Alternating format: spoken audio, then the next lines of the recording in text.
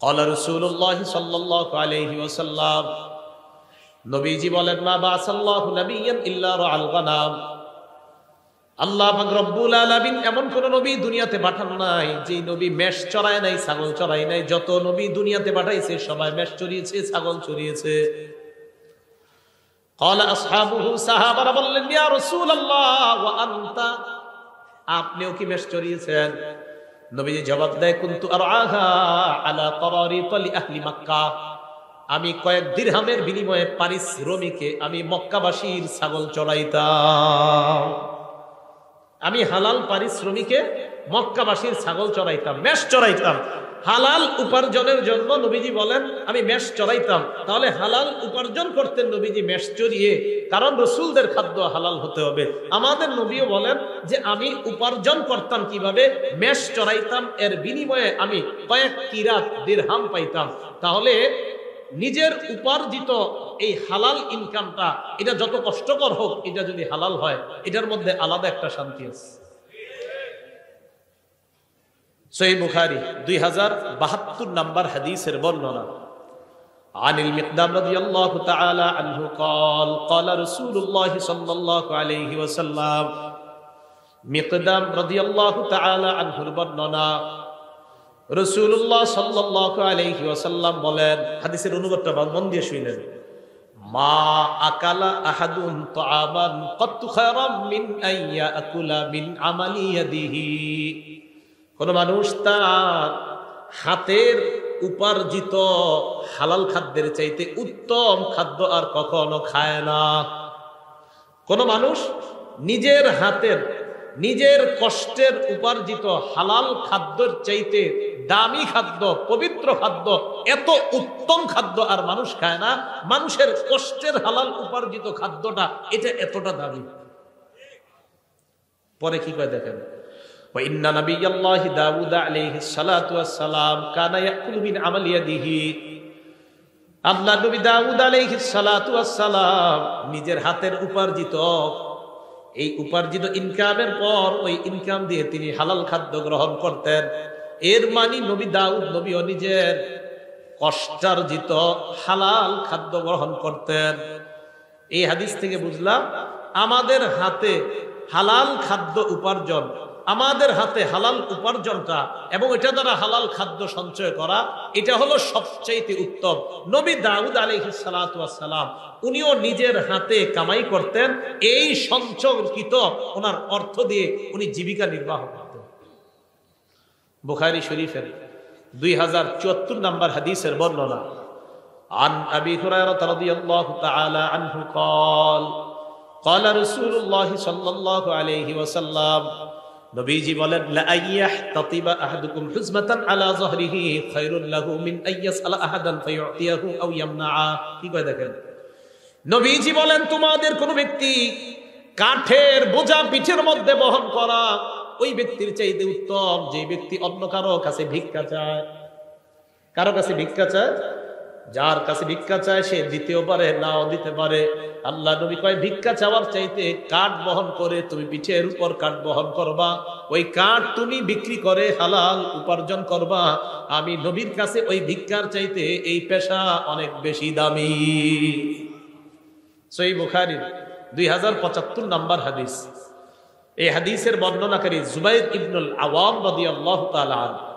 عن الزبير بن العوام رضي الله تعالى عنه قال قال رسول الله صلى الله عليه وسلم لأن يأخذ أحدكم أحبله خير له من أن يسأل الناس। কি কয় দেখেন, তোমাদের কোন ব্যক্তি রশি নিয়ে জঙ্গলে যাইবা, যাওয়ার পর লাকড়ি সংগ্রহ করবা, ওই লাকড়ি রশি দিয়ে বাঁধার পর ওই লাকড়ি বিক্রি করে হালাল উপার্জন করবা, এটা মানুষের কাছে চাওয়ার চাইতে অনেক দামি। তাহলে হালাল উপার্জন অন্য কারো কাছে ভিক্ষা করার চাইতে অনেক দামি। দুইটা হাত ভালো আছে, এই ভালো আছে, দুই হাত পা সব সুস্থ, আপনি ভিক্ষা করার চাইতে হাতে কোনো কাজ টাজ করে হালাল উপার্জন করা, এটা নবীজি দামি উপার্জন বললেন। আমার সাথে একটা বাংলা বলেন, বলেন ভালো মানুষের জন্য ভালো সম্পদ কতই না উত্তম। আবার বলেন ভালো মানুষের জন্য ভালো সম্পদ কতই না উত্তম। এবার একটা হাদিস শুনেন, আল আদাবুল মুফরাদ, ইমাম বুখারীর লেখা, 299 নম্বর হাদিস। আমর ইবনুল আস রাদিয়াল্লাহু তাআলা আনহুর বর্ণনা, তিনি বলেন, বাসাইলাইয়া নবী সাল্লাল্লাহু আলাইহি ওয়াসাল্লাম, আমর ইবনুল আস রাদিয়াল্লাহু তাআলা আনহু বলেন, আল্লাহর নবী আমার কাছে সংবাদ পাঠিয়েছেন, ফাআমারানি আন আকুযা আলাইয়া সিয়াবি ওয়া সিলাহি সুম্মা আতিহি, আমি যেন যুদ্ধের পোশাক পরে অস্ত্রে শস্ত্রে সুসজ্জিত হয়ে আল্লাহ নবীর কাছে আসি, এই সংবাদ আমার কাছে পাঠাইছেন। আমর ইবনুল আস বলেন, ফাআলতু ফাআতাইতুহু ওয়া হুয়া ইয়াতাওয়াদ্দা, আমি যুদ্ধের পোশাক পরলাম, অস্ত্রে শস্ত্রে সজ্জিত হয়ে আল্লাহ নবীর কাছে গেলাম, গিয়ে দেখি আল্লাহ নবী ওযু করে। নবীজির কাছে যাওয়ার পর ফাসআদা ইলাইয়াল বাসার, নবী আমার দিকে এইভাবে মাথা উঠায় ভালোভাবে তাকাইলেন, গভীরভাবে আমাকে দেখলেন। আবার বলছি, আমি নবীজির কাছে গেলাম, নবী ওযু করতেছে, আমি যাওয়ার পর নবী গভীরভাবে আমার দিকে তাকায় দিয়েছে অনেকক্ষণ। সুম্মা তাআ, এরপর মাথা নিচে নামাইছে। এরপর আল্লাহ নবী আমাকে বলেন, ইয়া আমর, ইন্নী উরিদু আন আবআসাকা আলা জাইশিন ফায়ুগনিমুকাল্লাহ, আমি তোমাকে একটা সেনাবাহিনীর প্রধান বানিয়ে পাঠাইতে চাই। আমার আশা ওই বাহিনীর সাথে যাওয়ার পর যুদ্ধ করবা, আল্লাহ অনেক গনিমতের মালের মালিক তোমাকে বানাবেন। আমর ইবনুল আস এটা যখন শুনলেন, নবী বললেন, ওয়া ইন্নী আরগাবু লাকা মিনাল মালি সালিহা, আমার আশা তোমার যেন কিছু ভালো সম্পদ অর্জন হয়, এটা আমার আশা। আবার বুঝবেন, নবীজি বললেন, আমর, আমার আশা তোমার যেন কিছু ভালো মাল হয়, সম্পদ হয়, এটা আমার আশা, তাই তোমাকে আমি যুদ্ধে পাঠাইতেছি, এবং আমার আশা এই যুদ্ধে আল্লাহ তোমাকে অনেক নিয়ামত দান করবেন। আমর ইবনুল আস বললেন, ইয়া রাসূলুল্লাহ, মা আসলামতু রাগবাতান ফিল মাল, হুজুর আমি তো সম্পদ অর্জন করার জন্য ইসলাম গ্রহণ করি নাই। সুবহানাল্লাহ।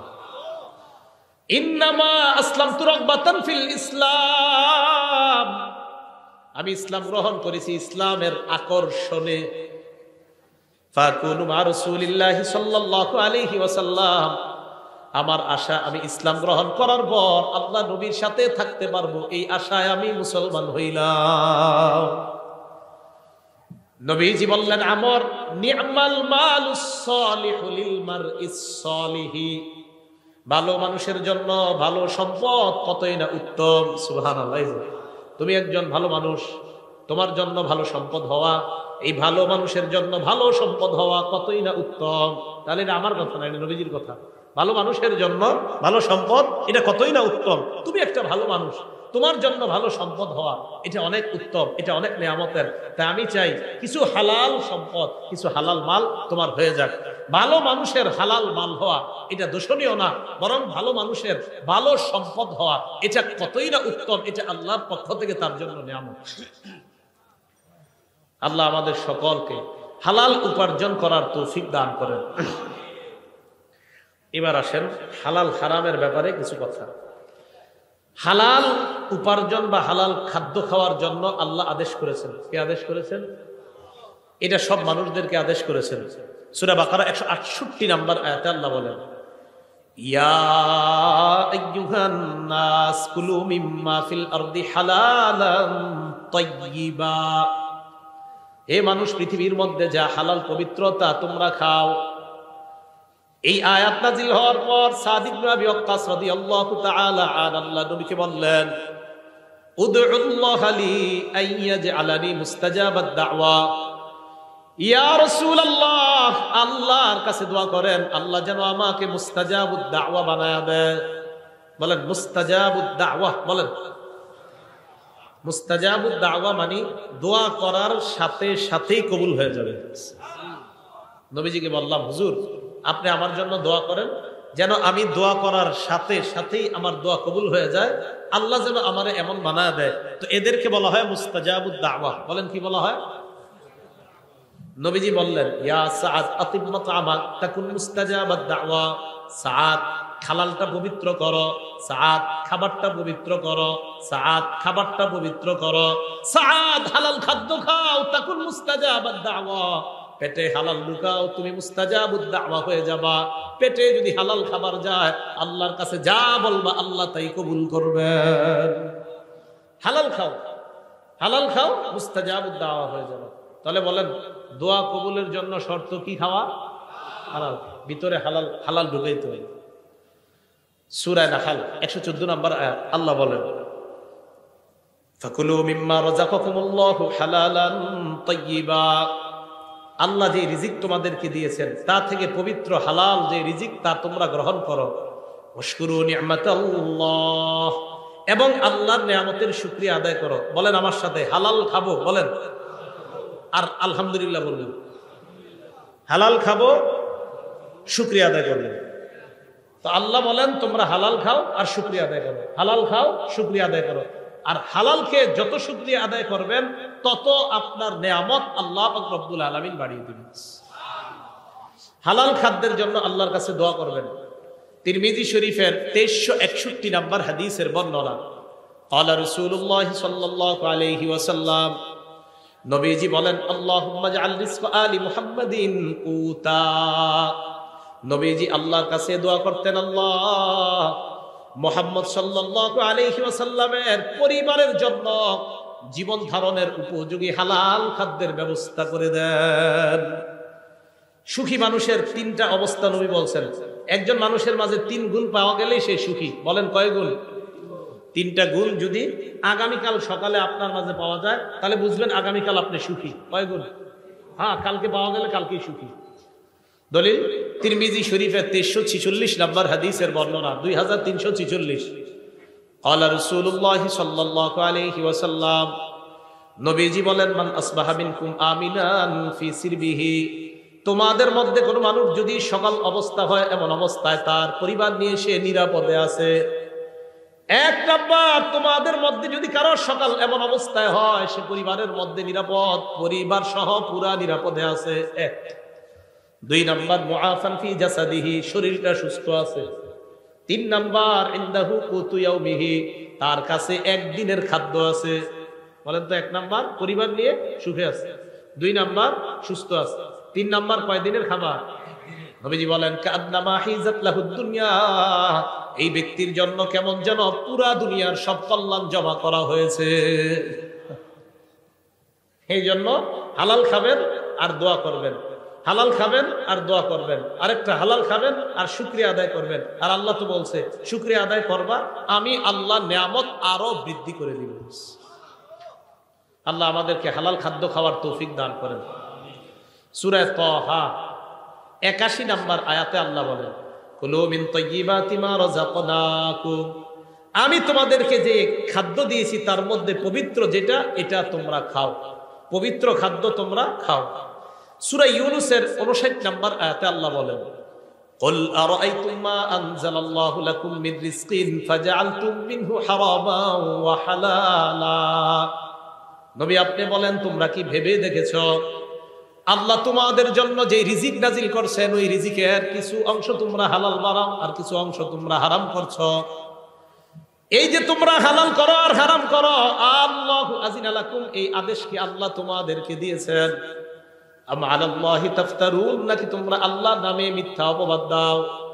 এই আদেশ কি আল্লাহ তোমাদেরকে করেছেন কিছু হালাল কিছু হারাম করার জন্য, নাকি আল্লাহর নামে তোমরা মিথ্যা অপবাদ দাও? আমাদের সকলকে আমরা যেন হালালকে হালাল হিসাবে গ্রহণ করি, হারামকে হারাম হিসাবে গ্রহণ করতে পারি, আল্লাহ তৌফিক দান করেন। সহিহ বুখারী 2059 নম্বর হাদিসের বর্ণনা। এই হাদিসটা আমাদের বর্তমান যুগের সাথে আমরা মিলাই দেখেন কি বলে নবীজি।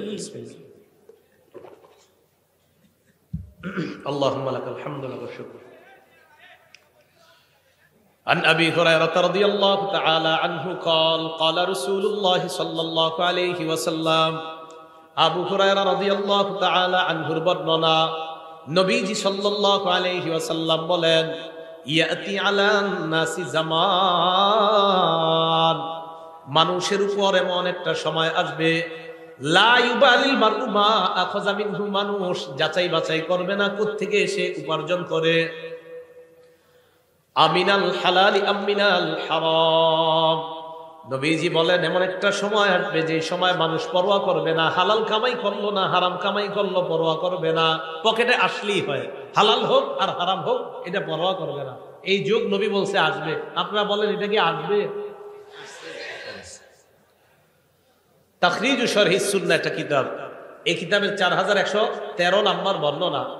আন আব্দুল্লাহ ইবনে মাসউদ রাদিয়াল্লাহু তাআলা আনহু قال আব্দুল্লাহ ইবনে মাসউদ রাদিয়াল্লাহু তাআলা আনহুর বর্ণনা, তিনি বলেন, ইয়া আইয়ুহান নাস ইত্তাকুল্লাহ, হে মানুষ তোমরা আল্লাহকে ভয় করো, রিজিক অন্বেষণে তোমরা মধ্যপন্থা অবলম্বন করো।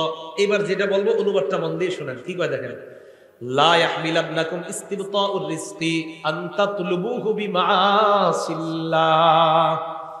হালাল পথে রিজিক তালাশ করতে গিয়ে রিজিক আসতে যদি বিলম্ব হয়, আবার বলছি, হালাল পথে রিজিক তালাশ করতে গিয়ে প্রচুর রিজিক আসতে যদি বিলম্ব হয়, রিজিক তালাশ করতেছেন, রিজিক আপনার কাছে আস্তে আস্তে আসতেছে, তো রিজিক তালাশ করতে গিয়ে রিজিক যদি আসতে বিলম্ব হয়, আব্দুল্লাহ ইবনে মাসউদ বলেন, এই রিজিক আসতে বিলম্ব হইলে তোমরা তাড়াতাড়ি রিজিক উপার্জনের জন্য কোন নাফরমানির পথ বাইছে নিবা।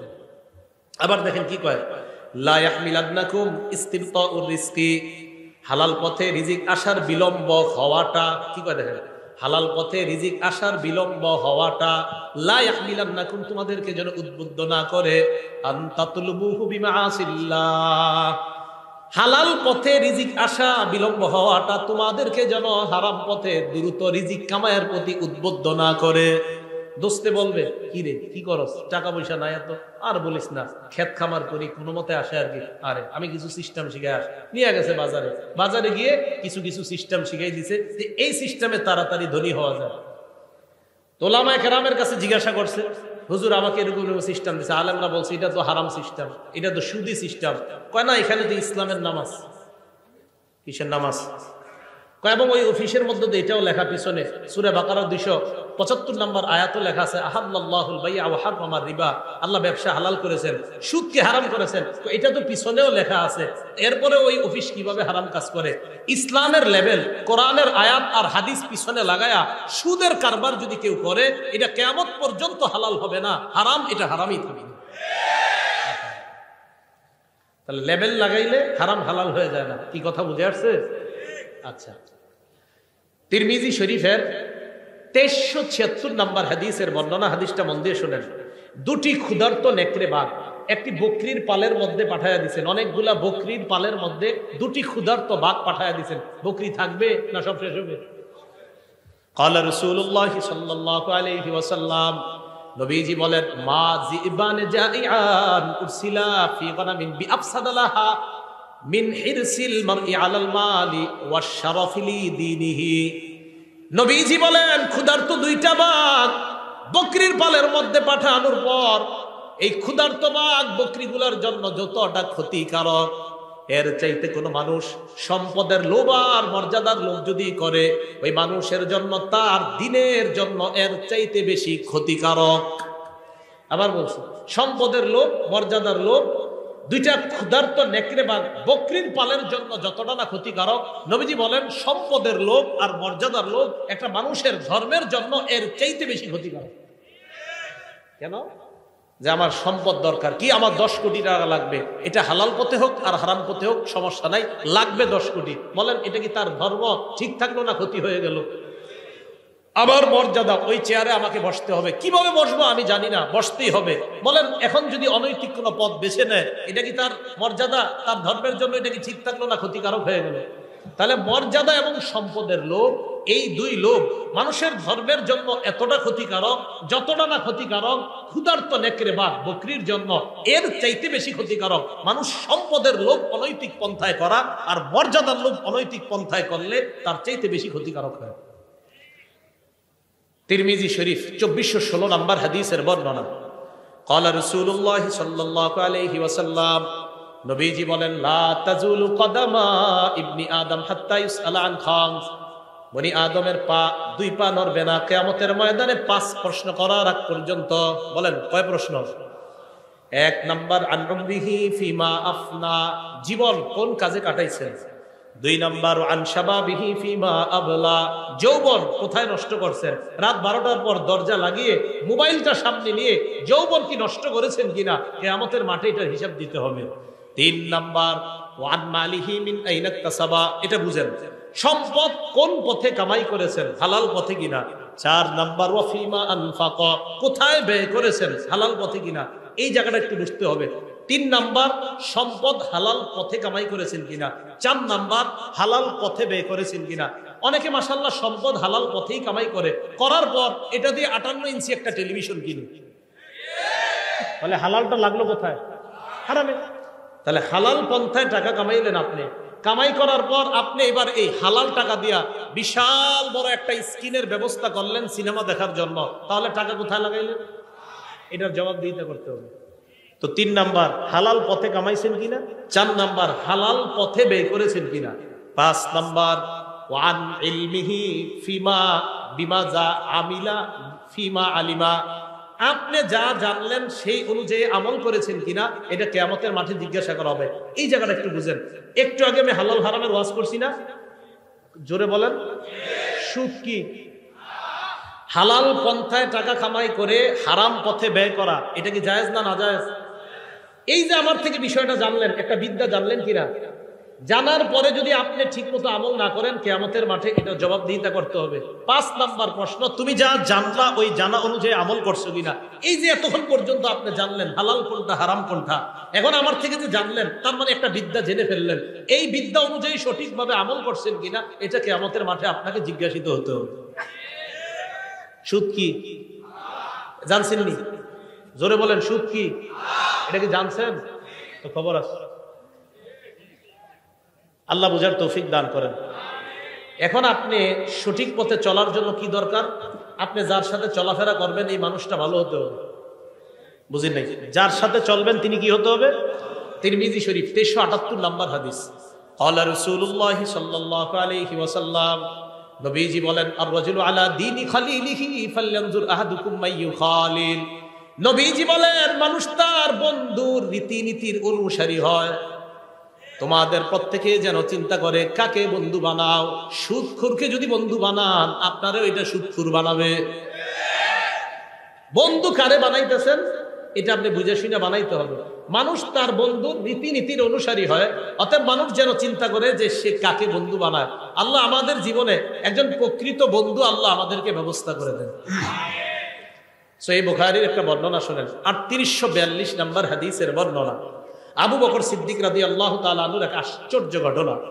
ওনার একজন গোলাম ছিল, আম্মা জান আয়েশা সিদ্দিকার বর্ণনা, কানা লি আবি বকর সিদ্দিক রাদিয়াল্লাহু তাআলা আনহু গুলাম কানা ইখরিজু লাহুল খরাজ। আবু বকর সিদ্দিক রাদিয়াল্লাহু তাআলা আনহুর একজন গোলাম, তিনি কর বের করতেন। আবু বকর সিদ্দিক রাদিয়াল্লাহু তাআলা এই কর যে বের করে আনতেন এটা থেকে তিনি খাইতেন। একদিন এই গোলাম কি করছে, ফাজাআ বিশাইইন, একদিন কি জানি একটা নিয়ে আসছে, আনার পর আবু বকর সিদ্দিককে বললেন এটা খান। আবু বকর সিদ্দিক এটা খাইলেন। খাওয়ার পর গোলাম বলে, আতাদেরি মা হাযা, আপনি কি জানেন আপনি কি খাইছেন? কয় কেন, কি হইছে? কয় কুনতু তাকাখানতু ফিল জাহিলিয়া, আমি জাহিলি যুগে গণনা করতাম, ভাগ্য গণনা করতাম। কি গণনা করতাম? ভাগ্য। কয় মা উহসিনুল কাহানা ইল্লা আন্নী খাদাতুহু, আমি ভাগ্য গণনা কিছুই জানতাম না, হুদাই মানুষের ধোঁকা দিতাম। আমাদের দেশেও বিভিন্ন ওভারব্রিজের নিচে বিভিন্ন জায়গায় জায়গায় ভাগ্য গণনা করা হয়। হয়তো 100 জনের মধ্যে একজনের একটা কইছে, এটা কোনো মতে লেগে গেছে, ওই একজন গিয়ে আরো 10,000 রে বোকা বানায় এখানে নিয়ে আসে। এগুলা মিথ্যা কথা। এদের কাছে যারা যাবে তাদের ইমানের মধ্যে খতরা এসে যাবে। ভাগ্য গণনা এগুলো বিশ্বাস করবেন না। তো উনি বলেন, আমি মানুষের ধোঁকা দিতাম, হুদায় আমি ভাগ্য গণনা করতে পারতাম না। তো কি হয়েছে? আমি যার ভাগ্য গণনা করছি জাহিলি যুগে এরকম একজনের সাথে আমার দেখা হয়ে গেছে আজকে, উনি আমাকে এইগুলা দিছে, আমি আপনারে নিয়ে আসলাম আপনার কাছে। ওই ভাগ্য গণনার যে পারিশ্রমিক, এই পারিশ্রমিক আপনার কাছে আনছি, এটাই আপনি খাইছেন। আবু বকর সিদ্দিক কয় সর্বনাশ। ফাআদখালা ইয়াদাহু, মুখে হাত ঢুকাইছে। ফাকাআ কুল্লা শাইইন ফি বাতনিহি, পেটে যা ছিল মুখে হাত ঢুকায়া সব বমি করে ফেলায় দিছে। সব বমি করে কি করছে? ফালায়া দিছে। তাহলে কি বোঝা গেল? হারাম ওনার পেটে ঢুকবে আবু বকর সিদ্দিক রাদিয়াল্লাহু তাআলা আনহু, এটা উনি সহ্য করলেন না, এটা উনি বরদাস্ত করলেন না। এই জন্য আমার আপনার চ্যালেঞ্জিং হলো হালাল গ্রহণ করা, হারাম থেকে বেঁচে থাকা। বলেন কি গ্রহণ করা? হালাল গ্রহণ করা, হারাম থেকে বেঁচে থাকা। তাহলে আমরা হারাম থেকে বেঁচে থাকবো তো ইনশাআল্লাহ, হালাল খাদ্য গ্রহণ করবো তো ইনশাআল্লাহ। আজকে থেকে আমরা সুদী ভয়ঙ্কর, বর্তমানের সবচেয়ে ভয়ঙ্কর একটা অপরাধের নাম হলো হারাম খাওয়া। এই হারাম খাওয়ার মধ্যে একটা হারাম হলো সুদ খাওয়া। বলেন কি খাওয়া? আল আদাবুল মুফরাদের 8 নম্বর হাদিস, একজন ব্যক্তি, বিখ্যাত ব্যক্তি তাবি, তার নাম কয়সালা ইবনে মাইয়াস।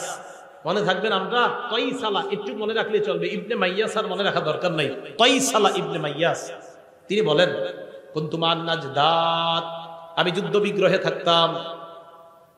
ওয়াকাদ আসাবতু যুনুবান লা আরাহা ইল্লা বিনাল কাবাইর, আমি কিছু গুনাহ করছি, এই গুনাহগুলো আমার কাছে কবিরা গুনাহ মনে হয়েছে। ফাযাকারতু যালিকা লি ইবনে ওমর, আমি এই গুনাহগুলো আব্দুল্লাহ ইবনে ওমরকে জানাইছি। আব্দুল্লাহ ইবনে ওমর জানার পর বললেন, কি কি গুনাহ করছো বলো। তো আমি বললাম কাজা ওয়া কাজা, ওই গুনাহ। ইবনে ওমর বললেন, লাইসাত হাযিহি মিনাল কাবাইর, তুমি যে গুনাহের কথা বলছো এগুলা কবিরা গুনাহ না। প্রধানত প্রধান কবিরা গুনাহ অনেকগুলা, এর মধ্যে উল্লেখযোগ্য প্রধান কবিরা গুনাহ 9টা। বলেন কয়টা? এটা ইবনে ওমরের বক্তব্য রাদিয়াল্লাহু তাআলা। তিনি বলেন, 1 নাম্বার শিরকু বিল্লাহ, আল্লাহর সাথে শিরিক করা।